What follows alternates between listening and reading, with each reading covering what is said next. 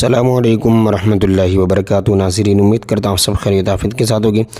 آئیے انشاءاللہ عز و جل آج کی اس پوری میں اردو کتاب بحر شریعت حصہ اول کا پارٹ نمبر 42 پڑھیں گے، اور اس سے پہلے ہم پارٹ نمبر 41 میں جو ہے امامت کا بیان اسٹارٹ کر چکے نیا ٹاپک۔ اب آئیے اسے کنٹینیو کرتے ہیں۔ یہاں عقیدہ نمبر 3 سے افضل کے یہ معنی ہے کہ اللہ عز و جل کے یہاں زیادہ عزت و منزلت والا ہو، اسی کو کثرت ثواب سے بھی تعبیر کرتے ہیں، ٹھیک ہے، نہ کثرت اجر کے بارہا مفضول کے لیے ہوتی ہے۔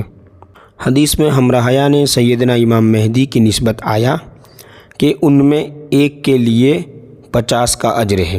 صحابہ نے عرض کی ان میں کے 50 کا یا ہم میں کے؟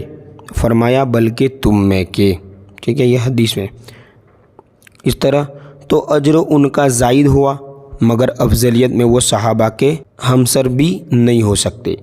زیادہ درکنار کہاں امام مہدی کی رفاقت اور کہاں حضور سید عالم صلی اللہ علیہ وسلم کی صحابیت۔ اس کی نظیر بلا تشبیہ یوں سمجھے کہ سلطان نے کسی مہم پر وزیر اور بعض دیگر افسروں کو بھیجا۔ اس کی فتح پر ہر افسر کو لاکھ روپے انعام دیے اور وزیر کو خالی پروانہ خوشنودی مزاج دیا، ٹھیک ہے، تو انعام انہی کو زائد ملا، مگر کہاں وہ اور کہاں وزیر اعظم کا اعزاز، ٹھیک ہے۔ اس طرح ان کی خلافت بر ترتیب فضیلت ہے، ٹھیک ہے، یعنی ان کی جو خلافت بر ترتیب فضیلت کی ترتیب پر ہی ہے، یعنی جو اند اللہ افضل و اعلیٰ و اکرم تھا وہی پہلے خلافت پاتا گیا۔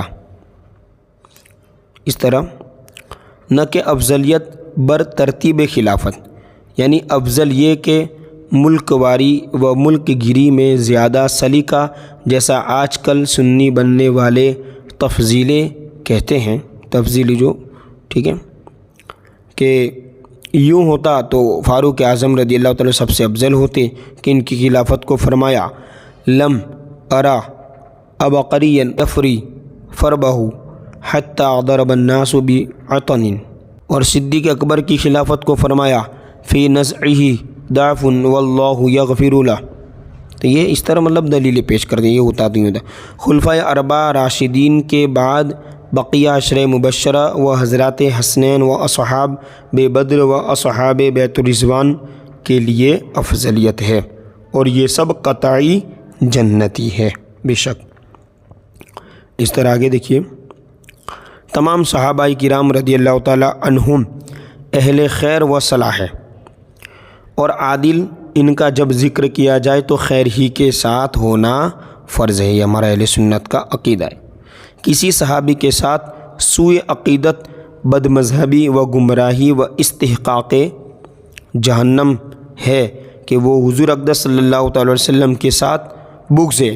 ایسا شخص رافضی ہے، اگرچہ چاروں خلفاء کو مانے اور اپنے آپ کو سنی کہے، مثلا حضرت امیر معاویہ اور ان کے والد ماجد حضرت ابو سفیان اور والد ماجد حضرت ہندہ، اسی طرح حضرت سیدنا عمر بن عاص و حضرت مغیرہ بن شعبہ و حضرت ابو موسیٰ اشعری رضی اللہ تعالیٰ عنہم، حتیٰ کہ حضرت وحشی رضی اللہ تعالیٰ عنہ جنہوں نے قبل اسلام حضرت سیدنا سید الشہداء حمزہ رضی اللہ تعالیٰ عنہ کو شہید کیا، اور بعد اسلام اخبث الناس خبیث مسلمہ کذاب ملعون کو واصل جہنم کیا۔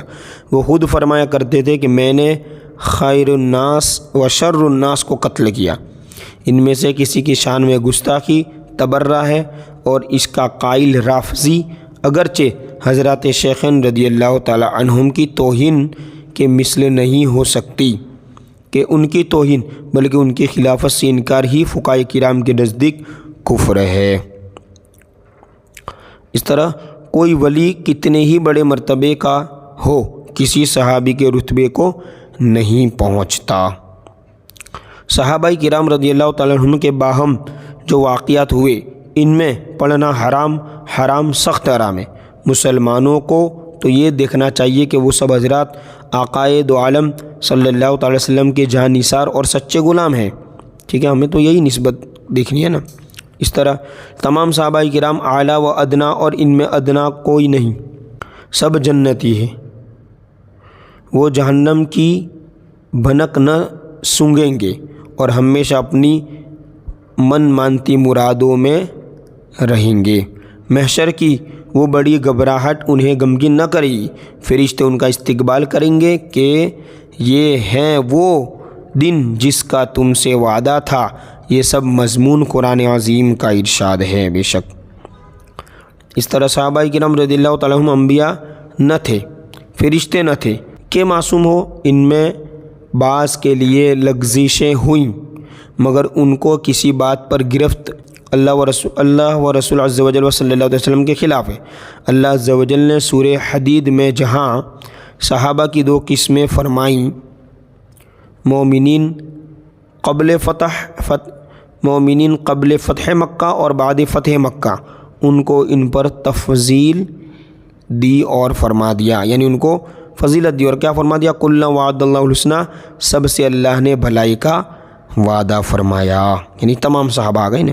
اس طرح ساتھ ہی ارشاد فرمایا واللہ بما تعملون خبیر، اللہ خوب جانتا ہے جو کچھ تم کرو گے۔ تو جب اس نے ان کے تمام اعمال جان کر حکم فرما دیا کہ ان سب سے ہم جنت بے عذاب و کرامت و ثواب کا وعدہ فرما چکے، تو دوسرے کو کیا حق رہا کہ ان کی کسی بات پر طعن کرے؟ کیا طعن کرنے والا اللہ عز و جل سے جدا اپنی مستقل حکومت قائم کرنا چاہتا ہے؟ یعنی ایسا نہیں کرے گا کوئی سنی، ٹھیک ہے۔ اب انشاءاللہ پارٹ نمبر 43 میں یہاں سے کنٹینیو کریں گے۔